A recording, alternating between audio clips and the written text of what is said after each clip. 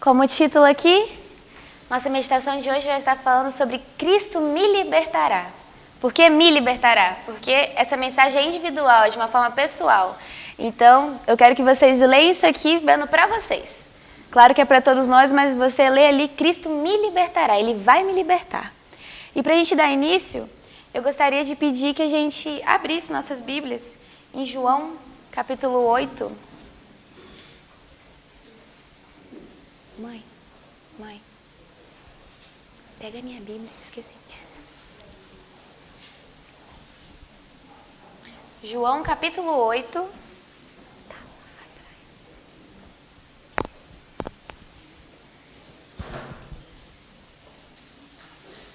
Tá ali.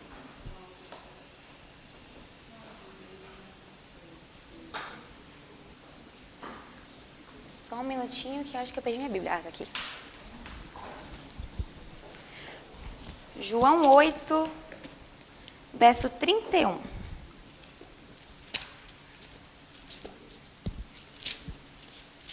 Quem pode ler? Disse, pois, Jesus aos judeus, que haviam crido nele: vós permaneceis na minha palavra, sois verdadeiramente meus discípulos. Pode ser até o 34. Conhecereis a verdade, Até o verso 34, por favor. Perdão. Do 32, do 31 até o verso 34. Responderam-lhe, somos descendência de Abraão, jamais fomos escravos de alguém. Como dizes tu, sereis livres? Replicou Jesus: em verdade, vos digo, todo que comete pecado é escravo do pecado. Ok, obrigada. Então aqui, Jesus ele estava falando, né, com os judeus, e ele estava falando que se eles conhecessem a verdade é libertar eles. Eles chegaram e falaram, mas a gente não é, como falou aqui, nós não somos escravos de nenhum homem para a gente ser liberto. Você é liberto do quê? Aí o que Cristo responde? Na verdade, eu vos digo, todo aquele que comete pecado é servo do pecado. E eu tenho uma pergunta. Quem já pecou aqui? Eu acho que todos, né? Vocês, por acaso, já se viram caindo no mesmo pecado, mesmo vocês tendo orado a Deus, pedido a Ele perdão, falado, Senhor, eu não quero cometer de novo, me perdoa, me ajuda a não cair de novo, e vocês se viram caindo novamente? Não é algo frustrante? Não é estranho isso acontecer? Se não fala que a verdade nos liberta? E uma pergunta que, quando eu estava meditando, eu parei para pensar. A gente sabe que a gente é escravo? Porque muitas vezes a gente vê que a gente tem nossas falhas, que a gente fala que nós não somos os cristãos que deveríamos ser, mas a gente está na luta, a gente está tentando. Mas a gente realmente, no nosso coração, no nosso íntimo, a gente realmente sabe, a gente tem a consciência que nós somos escravos do pecado? Será que não seria muito bom a gente ter isso claro na nossa mente? No livro Graça ao Pecado, não sei quem já leu, mas realmente ele fala sobre isso, fala do reinado do pecado e o reinado da graça. Ele fala assim, falando sobre esse verso, sobre que nós somos escravos do pecado. Fala assim, a palavra grega é doulos, que significa propriamente um nascido servo ou escravo. Perceba, não é simplesmente um feito escravo, mas um nascido escravo. Isso é o que Jesus disse, e isso é o que a palavra ainda diz a cada um que está sobre o poder do pecado. Aqui não está falando que a gente, em certo caso da nossa vida, nós fomos feitos escravos. Nós somos nascidos escravos do pecado. A gente deve ter isso bem certo na nossa mente, que nós somos escravos do pecado. Porque se ainda a gente continua na mesma forma que a gente vive, a gente fala que a gente acredita na palavra de Deus, mas essa palavra não causa transformação real na nossa vida, alguma coisa está errada. Alguma coisa está totalmente errada.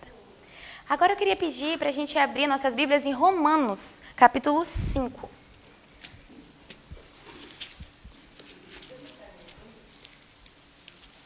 Romanos, capítulo 5.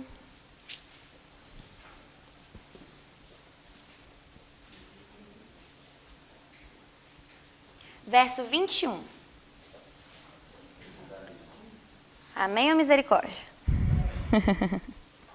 Ok. Alguém pode ler, por favor?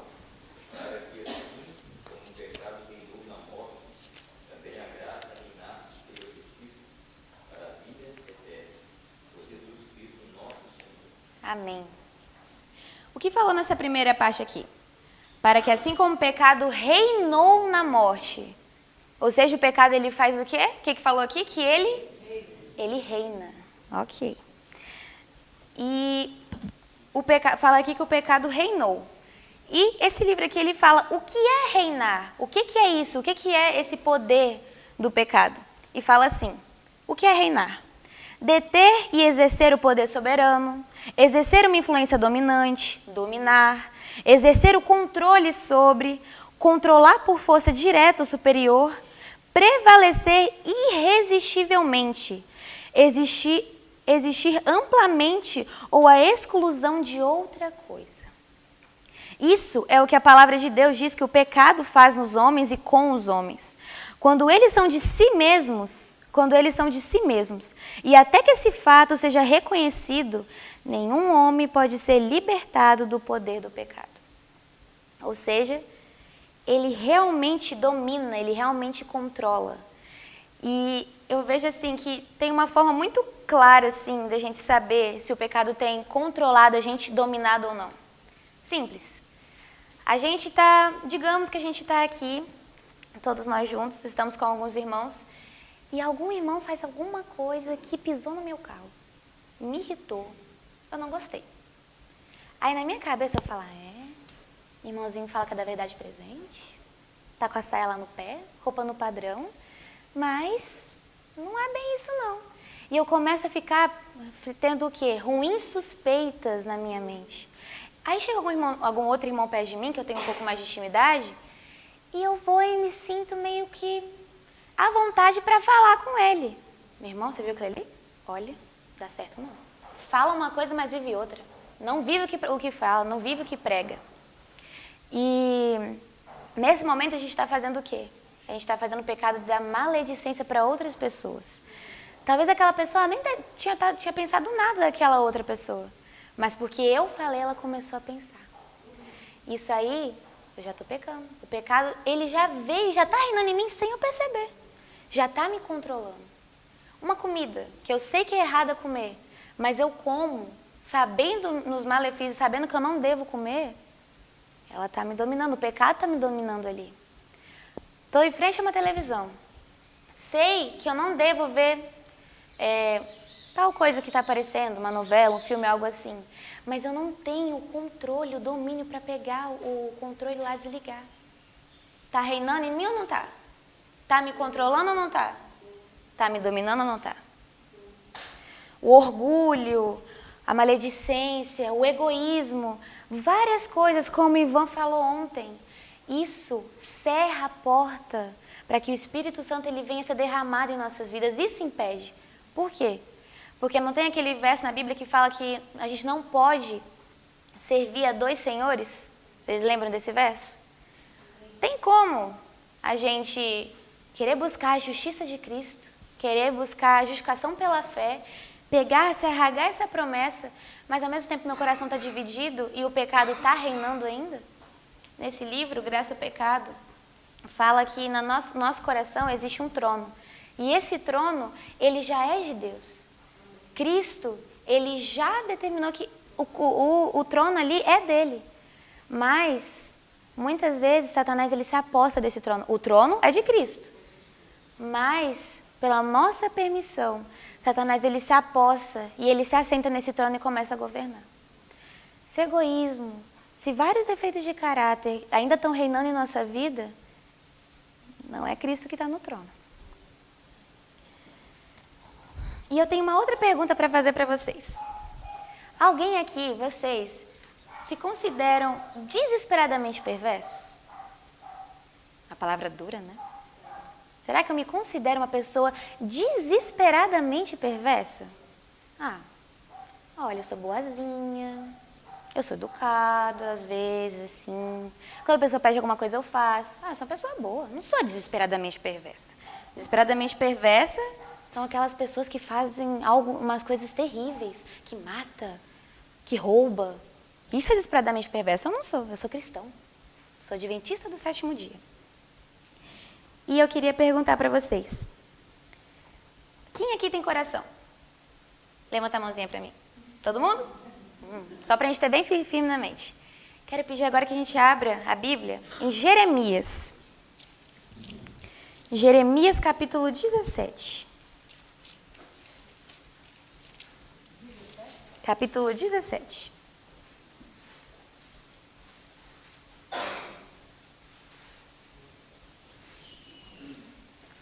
Diz assim, Jeremias capítulo 17, verso 9. Fala assim: o coração, ele é enganoso acima de todas as coisas e desesperadamente o quê? Perverso. Quem pode conhecê-lo? Está falando então que o coração aqui do homem, ele é o quê? Desesperadamente perverso. E como vocês acabaram de me dizer, todo mundo aqui tem coração. Não tem uma pessoa que não tenha.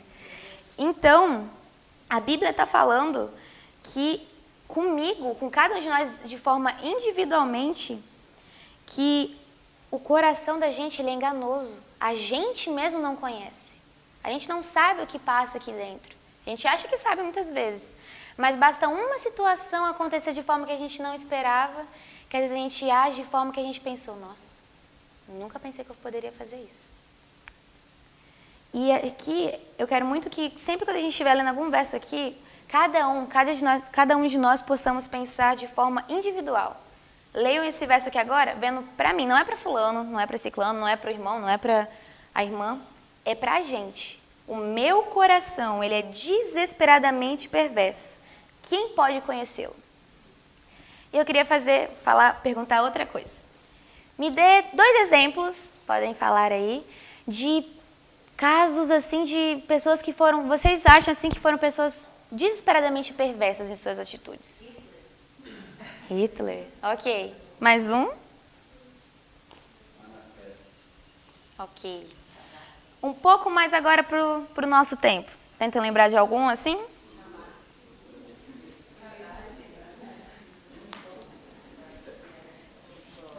Ok. Então vocês acham que essas pessoas são realmente muito perversas? Muito más? Ok. E vocês sabiam que a gente é assim também? Aí você fala, Elisa, você está me falando que eu sou igual a Hitler? De jeito nenhum, não sou, não matei ninguém. Mas será que na minha mente eu nunca matei ninguém? O que a gente estava falando ontem? Que a gente vai ser julgado não apenas pelos atos que a gente faz realmente ali feitos, mas pelo que a gente fez no quê? No pensamento.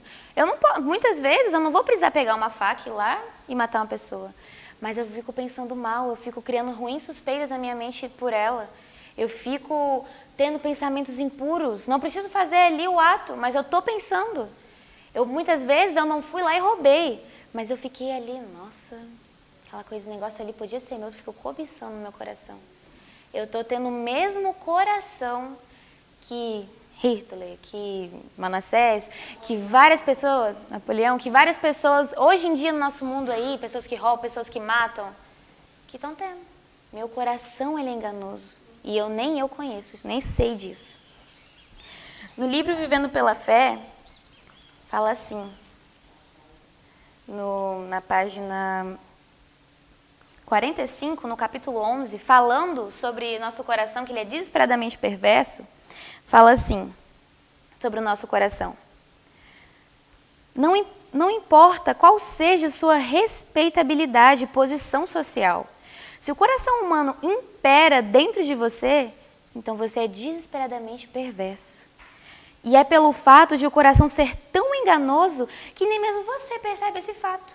Sim, há homicídio nele, há adultério, roubo e blasfêmia. Há aquele crime terrível que te chocou quando você viu no jornal, um homem foi executado. a tudo de que as pessoas sem lei são culpadas e que é contrário aos 10 mandamentos. Não é algo para realmente a gente ficar pensando, refletindo e se preocupar?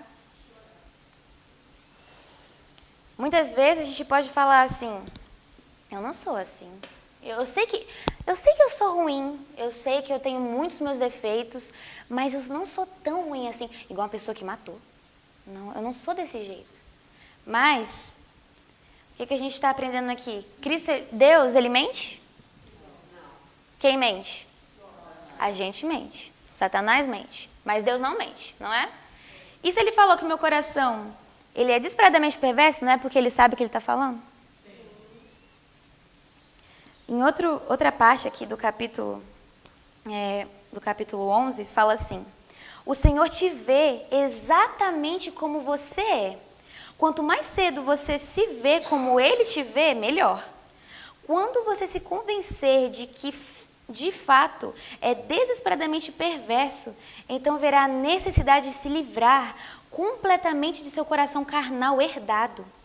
Em vez de tentá-lo torná-lo aceitável a Deus por meio de seus esforços para consertá-lo.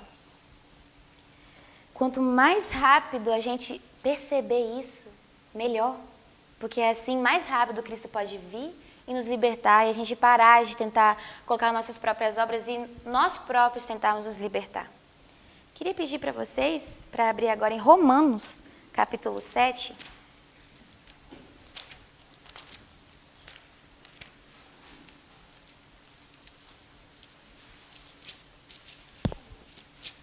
Romanos capítulo 7, verso 19 e 20.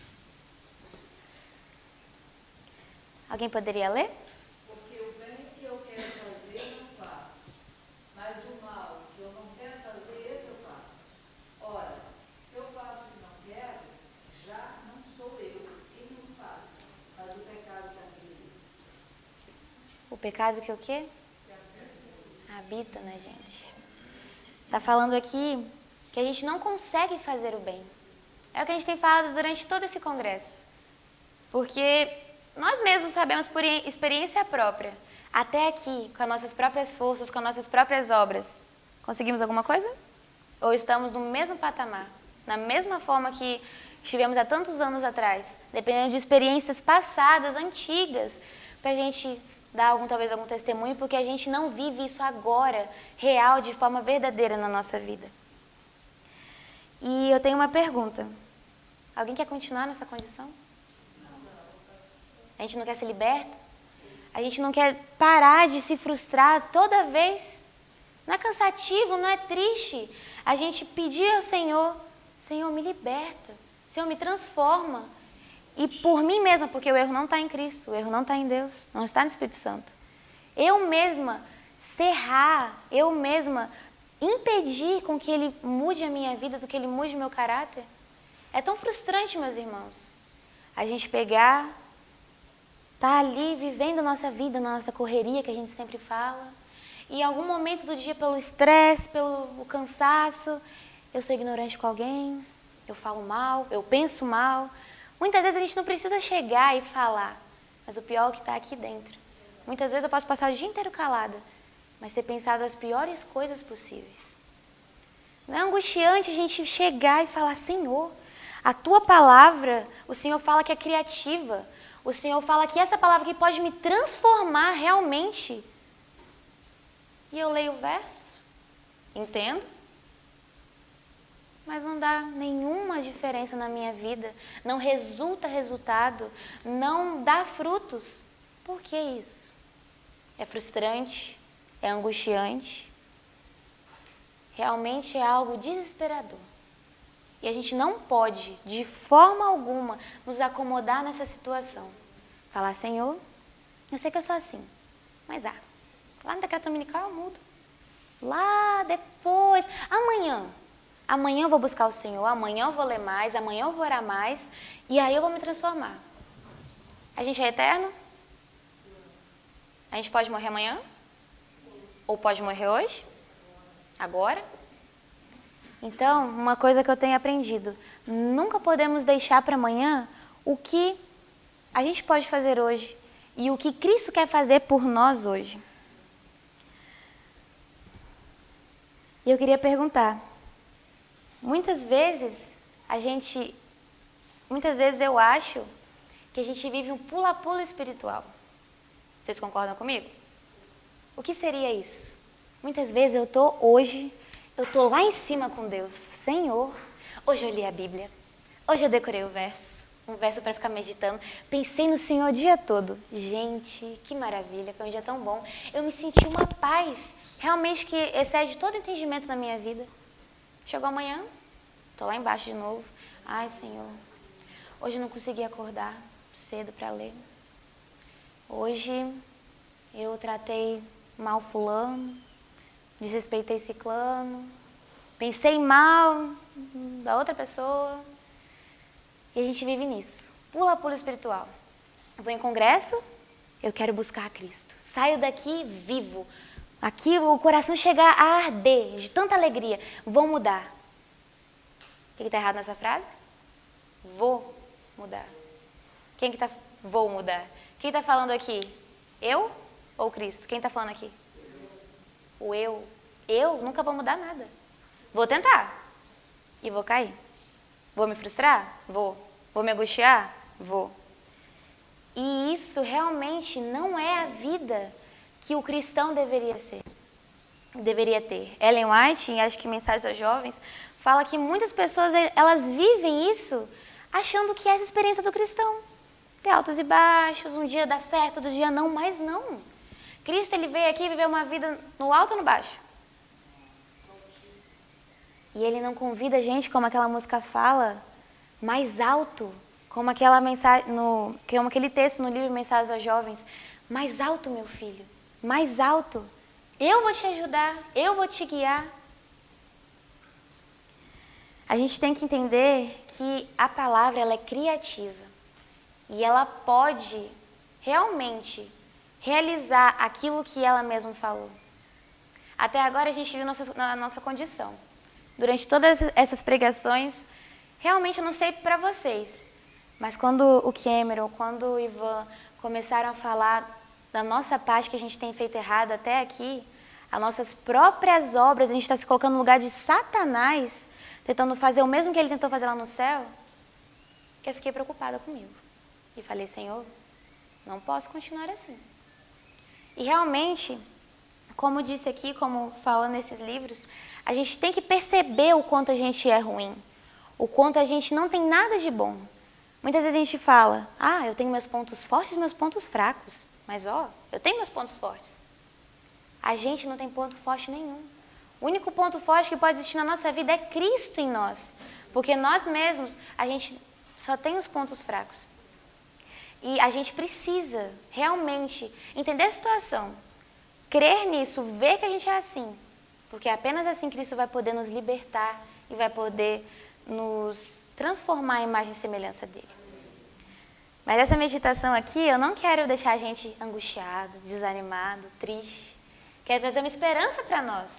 A gente vê a nossa situação, a gente vê o quanto a gente está dependendo, carecendo de Cristo. E logo nesse momento em seguida, Cristo já chega a nós e fala, meu filho, eu estou aqui. Você viu tudo isso que você é? Mas agora eu posso trabalhar. Porque agora você está tirando o seu eu. Agora você está tirando a sua autossuficiência. Você está vendo quem você é. Então agora eu posso trabalhar. Amém por isso? Amém. O Ivan, ele comentou algo que me deixou bem reflexiva. Eu falei, Senhor, como o Senhor é maravilhoso. Que era uma coisa que eu estava pensando uns dias atrás. Ele falou que muitas vezes quando a gente começa a perceber os nossos defeitos, a gente começa a ver, contemplar realmente a nossa condição, o Espírito Santo, ele não é o que mostra o que nós somos, ele não realmente fala assim, você é isso, você é aquilo. Mas ao mesmo tempo que ele mostra isso exatamente, ao mesmo tempo que ele vem, ele convence, mostra que nós somos assim, ele vem como consolador. Ele vem como para dar a justiça para a gente, a justiça de Cristo. Quando Ivan falou isso, eu falei, gente, então não é algo para eu ficar triste, não é algo para eu me desesperar.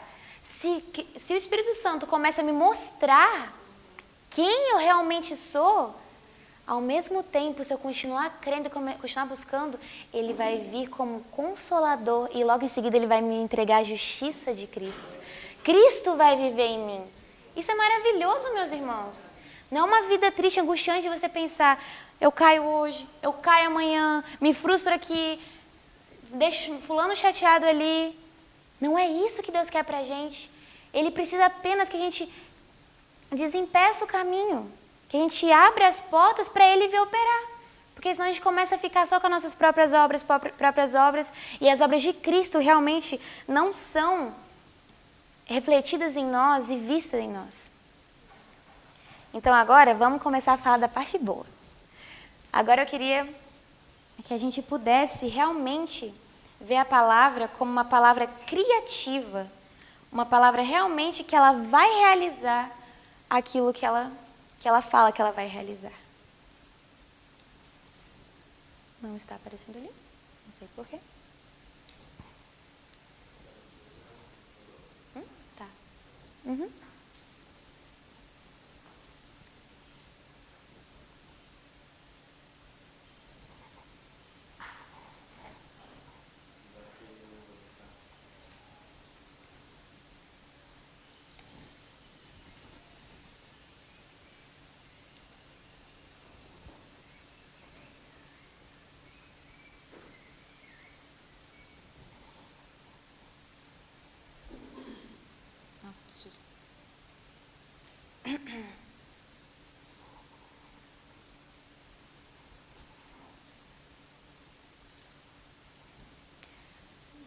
O que está falando aqui? João 8,36.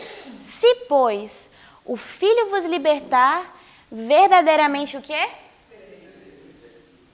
Aí ele está falando que você talvez vai ser livre ou que é verdadeiramente livre. Cristo, Ele é um Pai tão amoroso, como o irmão Cameron falou. Ele vem, Ele senta conosco no nosso poço, no nosso pecado. O erro é nosso, não é dele. Mas Ele vem ficar do nosso lado e falar, meu filho, eu entendo você. Como falou ali, eu entendo suas lágrimas. Eu sei o que você está passando. Eu sei a sua tristeza, a sua angústia, a sua dúvida, a sua incerteza. Mas eu te falo que se você desimpedir o caminho para mim, para eu trabalhar em você, você vai ser verdadeiramente livre. Você será verdadeiramente livre. Agora que possamos abrir agora a Bíblia em Isaías, capítulo 61.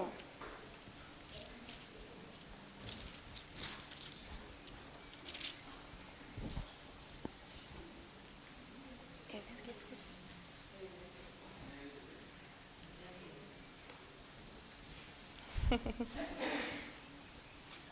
Isaías, capítulo 61, verso 1. Quem quiser ler, pode ler. O Espírito do Senhor, Deus, está sobre mim, porque o Senhor me ungiu para pregar boas novas aos quebrantados, e enviou-me a curar os quebrantados de coração, a proclamar libertação aos cativos e a pôr em liberdade os algemados. Amém. A pregoar Pode ler, pode continuar. o ano aceitável do Senhor e o dia da vingança do nosso Deus, a consolar todos os que choram. Amém. Até aí. Obrigada. Ok. Quem está falando aqui é o próprio Jesus. Então, nesse momento, novamente, leia isso aqui olhando para você. Cristo está falando aqui que Ele veio para proclamar o quê? Liberdade aos que estão o quê? Cativos, aos que estão escravos. E a abertura da prisão para aqueles que estão encarcerados. A gente está encarcerado ou não está? A gente está sendo escravo ou não está pelo pecado? E Ele veio e está falando, eu vou te libertar. Falou ali, se pois o Filho vos libertar, verdadeiramente sereis livres. E Ele aqui acabou de falar, eu vim para isso. Eu vim para te libertar. Como a Roberta falou aqui na primeira meditação dela, até quando ela começou a falar, eu falei, gente, falou bem o que eu ia falar. Mas até foi bom que já foi preparando nossas mentes. Para que ela falou, ela citou esses versos também, que Cristo, Ele já deixou Ele vai, proclama a nossa liberdade e fala, você é livre. E ele vai lá, abre a porta, deixa aberta e fala, vai, você está livre. Eu falei que você está livre. E se eu disser para alguém, para algum preso, que ele está livre, a minha palavra não tem poder. Então, a menos que alguém não vá lá, abra a prisão, libere aquele preso, ele vai ser liberto? Não. Mas Cristo, igual o Ivan falou ontem aqui, as coisas que ele fala se realizam. No início, haja luz e o quê? Houve luz. Então, o que ele fala realmente acontece. Nesse mesmo livro, no capítulo 16, página 65, fala assim, que a liberdade que Cristo te dá é liberdade de alma, é liberdade da escravidão do pecado. Essa, e somente essa, é a verdadeira liberdade religiosa.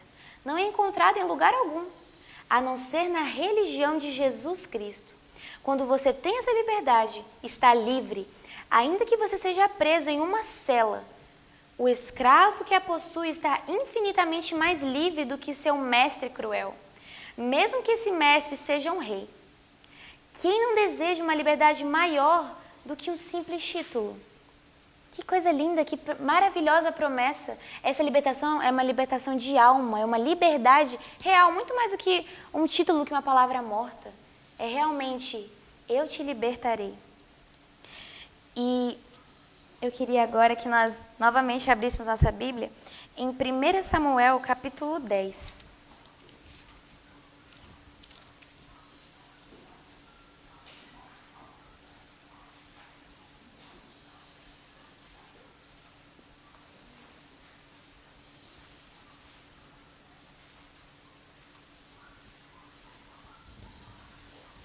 Primeiro Samuel 10, versos 5 e 6.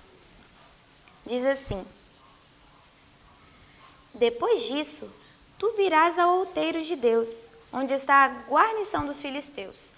E sucederá que, quando chegares lá na cidade, encontrarás uma companhia de profetas, descendo no lugar alto com um saltério, e um tamborim, e uma flauta, e uma harpa diante deles, e eles profetizarão. E o Espírito do Senhor virá sobre ti, e tu profetizarás com eles, e serás transformado em outro homem. Eu queria muito que a gente atentasse a essa última palavra aqui, outro homem. Esse relato aqui está falando de Saul, quando ele estava sendo preparado para ser rei, e quando ele falou, o Espírito Santo falou, o profeta falou que para ele ir, e para ele encontrar essas pessoas assim, o Espírito Santo viria sobre ele, e ele se tornaria em quem? Um outro homem. O que seria esse outro homem?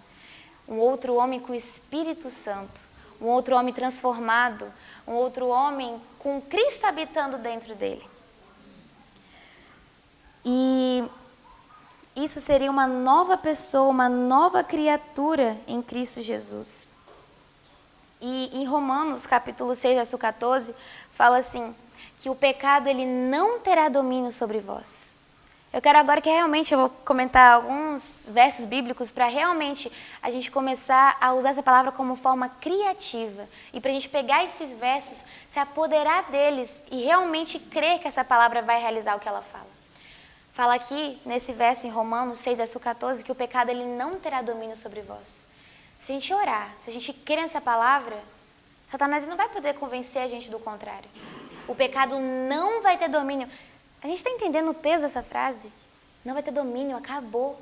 Cristo vai reinar em mim de uma forma tão firme, tão Ele vivendo em mim, um com Ele, que não vai ter mais isso do pecado ter domínio sobre mim. O reino do pecado não vai mais viver no meu coração. Satanás, ele não vai mais estar no trono do meu coração. Mas Cristo, ele vai novamente estar no trono dele, que é dele por direito. E a gente vai ser transformado em um outro homem em imagem e semelhança de Cristo. Eu quero isso para mim e eu quero para vocês também. Agora eu gostaria de pedir que vocês abrissem em 1 Coríntios, capítulo 15.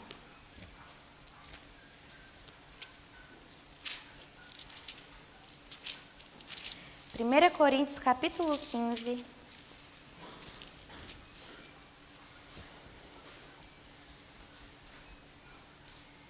verso 57.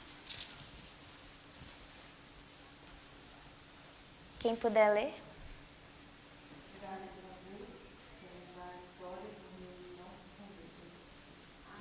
Amém. Não é você tentando exercer essa vitória. É Cristo que vai viver essa vitória em você. Por favor, meus irmãos, que a gente venha realmente se apoderar dessa palavra. Porque essa palavra, ela traz luz. Essa palavra, ela traz transformação se a gente crer. Da mesma forma que lá no princípio, Deus falou, haja luz e houve luz. Nesse momento Ele pode falar, haja dentro de vós um coração puro e um espírito inabalável e vai se realizar isso na vida de cada um de nós. A gente precisa crer nisso, porque muitas vezes a gente é tomado pela incredulidade. E isso é um pecado que realmente se agarra em nós, que faz a gente não ver essa maravilhosa promessa. A gente olha aqui para as Escrituras, lê e fala, realmente, Cristo me dá a vitória. Mas é igual o Ivan falou ontem. Não crê que isso vai ser instantâneo agora na minha vida. A gente não lê várias e várias vezes e crê realmente nisso. A gente precisa crer. Falou aqui, mas graças a Deus que nos dá a vitória por meio do nosso Senhor Jesus Cristo. Nosso, meu, seu, um com você, um comigo. Ele vai viver tudo isso porque Ele disse e Ele não é mentiroso. Se eu falar para alguém, fulano, chegar para minha mãe e falar, mãe, eu vou hoje limpar essa casa toda, vou fazer tudo, vou deixar um brinco para a senhora e ainda vou fazer um requeiçório para a senhora, porque ela gosta bastante. Se eu falar isso, eu não tenho essa palavra, se eu não pegar realmente Cristo não viver em mim e Ele me der esse consentimento que eu falei uma coisa e eu vou lá fazer, as minhas promessas, como Elias fala, são como cordas de areia. Eu prometo uma coisa, mas eu não faço. Quantas vezes a gente se ajoelha no nosso quarto, se ajoelha onde quer que for na natureza, em algum lugar que a gente acha que é um cantinho melhor ali, que se sente mais à vontade, ora a Cristo e fala, Senhor, eu prometo, ó Pai, que nessa vez eu não vou fazer tal coisa. Me ajuda, me dá poder, que eu não vou repetir isso de novo. E na próxima semana, nas próximas horas, nos próximos dias a gente cai na mesma situação. Nossas promessas são falhas, mas que a gente não possa embasar as nossas promessas, as nossas falhas com Cristo, porque Cristo Ele não falha. Se Ele prometeu algo, Ele vai cumprir. Vamos abrir agora em Filipenses, capítulo 1, verso 6.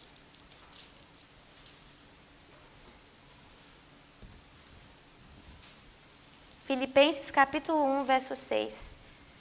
Diz assim, todos acharam?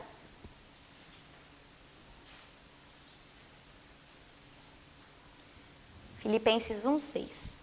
Sendo confiante nisto mesmo, que aquele que começou a boa obra em vós, a realizará até o dia de Jesus Cristo. O que está dizendo aqui? Que aquele que começou, porque desde antes de nós nascermos, aquele Prescott fala no livro dele, até Ivan uma vez passou aqui conosco, fala assim que antes do mundo existir, Cristo Ele já pensava em mim. Cristo Ele já pensava em você. Ele já pensava na sua vida. E Ele já traçou um plano para ser um com você. Ele já falou isso, Ele já determinou a vitória. Só basta agora a gente se apoderar dela e confiar e falar, Cristo já proclamou a vitória. Agora eu só tenho que ir como um soldado fiel, não ficar parado, ir com Ele na batalha porque Ele já venceu. Ele já começou a boa obra em nós. A gente está aqui, ouvindo essas mensagens. Realmente é uma obra muito grande que Deus está fazendo conosco. A gente está tendo um privilégio tão grande de ter mensagens que muitas pessoas ainda não têm.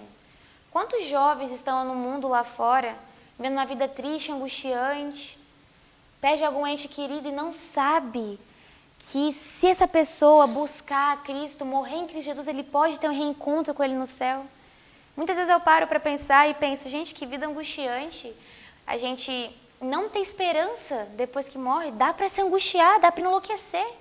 E quantos jovens têm se matado, têm se cortado, têm vivido uma vida tão triste, porque não tem essa esperança. Não tem principalmente essa esperança que a palavra de Deus ela é criativa, ela vai realizar o que ela fala. E a gente tem tido muito privilégio, meus irmãos. A gente tem aprendido e a gente sabe de muita coisa. E vem uma frase que ultimamente a gente tem conversado bastante, da gente não receber a graça de Cristo em vão. Não receber tudo isso em vão. Agora, vocês vão voltar para a casa de vocês, para a rotina, para os trabalhos, para a escola, para toda essa rotina que nós temos. E a gente não pode permitir que essas mensagens de ouro, essa palavra que vai realmente transformar a nossa vida, venha a ser esquecida. Porque é isso que Satanás quer. Ele chega e ele fala, tá bom, ele está sentadinho ali bonitinho, ainda eu tento tacar um sono nele, mas ele não conseguiu, não dormiu ainda, está tentando ficar firme para entender. Então tá bom, questão de tempo. Semana que vem eu faço tal tentação, faço alguma coisa para ele cair.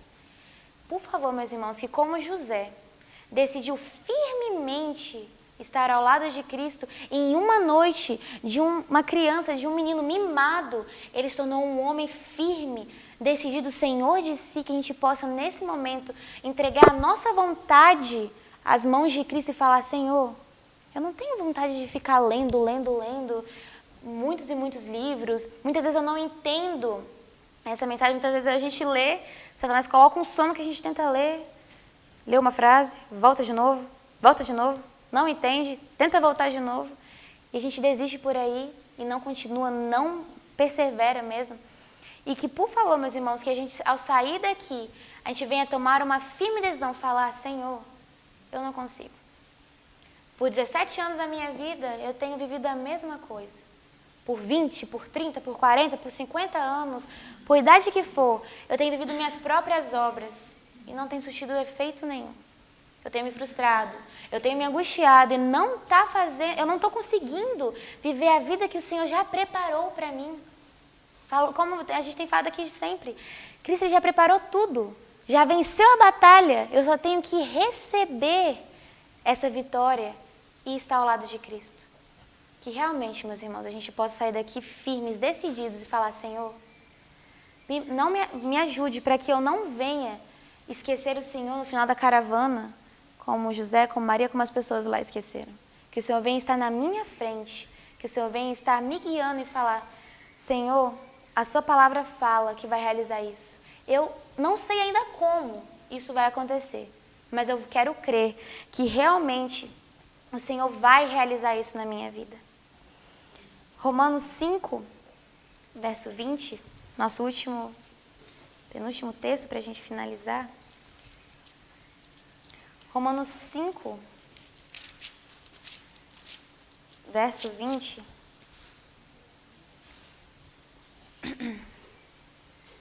Fala assim, além disso, veio a lei para que as transgressões abundassem, mas onde o pecado abundou, superabundou o quê? Vocês creem nisso? Amém. Que realmente Cristo, Ele venha viver essa graça na gente, porque Deus ele é mais poderoso do que o pecado, Ele é mais poderoso do que Satanás. A graça dele é uma graça que reabilitadora, que vai transformar. Não é essa graça barata que muitas pessoas hoje em dia estão pensando. Ela é realmente viva, eficaz e vai transformar a gente. E Cristo, Ele vai mudar a gente. O pecado, ele pode estar abundado. Pode muitas vezes estar aqui anos e anos comigo. Muitas vezes eu posso falar que sou cristão, que eu sou adventista do sétimo dia, verdade presente, e ainda pensar mal do irmão. Ainda ter defeitos de caráter, egoísmo, orgulho, ciúmes, várias coisas que ainda têm me atrapalhado a ver o poder de Deus na minha vida. Mas mesmo que tudo isso veio até aqui, Cristo fala, aonde o pecado abundou, até aqui, a graça superabundou. Agora eu quero viver uma vida junto com você, andar junto com você. Eu quero estar ao seu lado, eu quero te dar a vitória. Que a gente possa realmente crer nisso, meus irmãos. E agora, para finalizar, eu queria que a gente abrisse nossas Bíblias em Isaías, capítulo 41, verso 10. Isaías, capítulo 41, verso 10.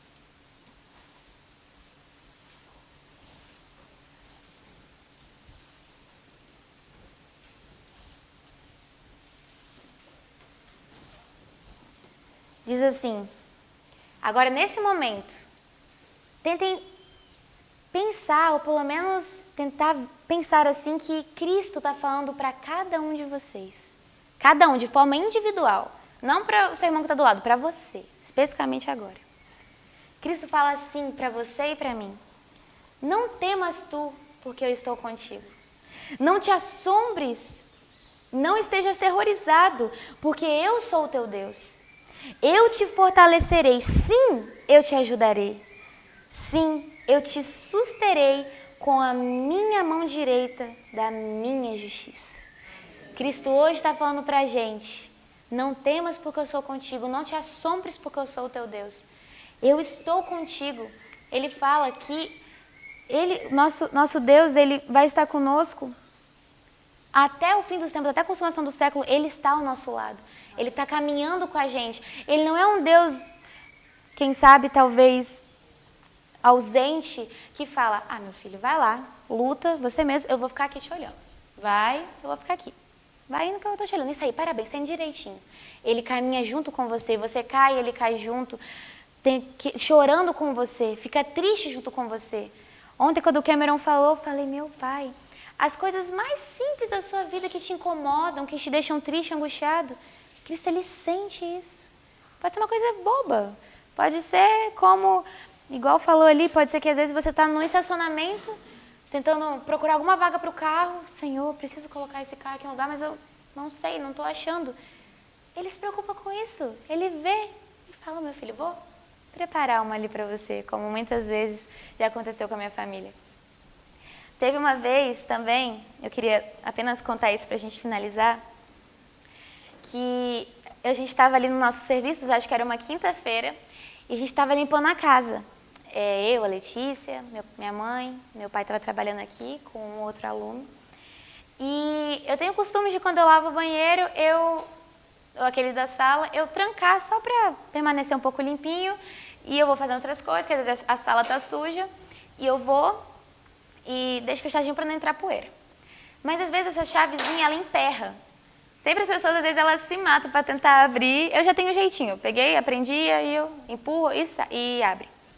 Nesse dia, eu fui tentar abrir, eu tranquei, fui fazer umas coisas, voltei. E nesse dia, a porta, ela travou. Tentei abrir do jeito que eu faço, não abriu. Eu estava muito corrida, assim, eu tenho que fazer isso, tenho que fazer aquilo, amanhã já é pôr do sol, eu tenho que adiantar essas coisas. Minha mãe, acho que ela estava na cidade, estava eu e Letícia para limpar as coisas, fazer almoço. Aí eu falei: Senhor, eu estou tão corrida, Senhor, eu precisava tanto acabar isso aqui logo, eu precisava abrir esse banheiro para... Eu não lembro o que eu fui lá pegar ou colocar algo assim. Aí, instantaneamente, veio aquele verso: batei e abri-se-vos-á. Na mesma hora eu fui e falei: Senhor, batei e abri-se-vos-á, me ajuda. Peguei, na hora que eu viro a chave, o que acontece? A porta abriu. Na hora eu dei um grito lá na sala, assim. Aí na hora a Letícia, um outro aluno que estava lá: o que aconteceu? O que aconteceu? Chegou assim. Aí ficou: o que aconteceu, Elisa? Eu fiquei assim surpresa, não consegui reagir assim. Aí eles abriram o banheiro: tem bicho aqui, tem escorpião. Começaram a olhar de baixo, levanta. Aí eu fiquei. Aí depois olha: o que é? Cristo me respondeu. Agora sim, numa palavra. A palavra criou, realmente abriu a porta para mim. Isso, comparado a tantas e tantas coisas no mundo, tantas pessoas sofrendo, tantas pessoas com doenças, tantas pessoas que têm coisas muito mais importantes para talvez pedir. Isso pode parecer tão bobo, mas Cristo viu um pouco a minha angústia ali, que eu estava com pressa, e Ele abriu. Então vocês acham que uma questão, um caso que é para nossa salvação, que é para nossa vida eterna, Cristo também não vai ouvir? Será que Deus, Ele não vai realmente transformar o meu caráter e me colocar um coração puro, tirar o egoísmo, tirar tudo até hoje que tem atrapalhado eu buscar Ele, que tem feito o pecado reinar? Claro que não. Com toda certeza, Ele vai responder, porque é isso que é a vontade dEle. A minha palavra não voltará para mim vazia, antes vai fazer aquilo que me apraz. A palavra que veio no coração da gente, que foi falada aqui, não vai voltar para nós, não vai voltar para Cristo vazia, vai fazer realmente a diferença.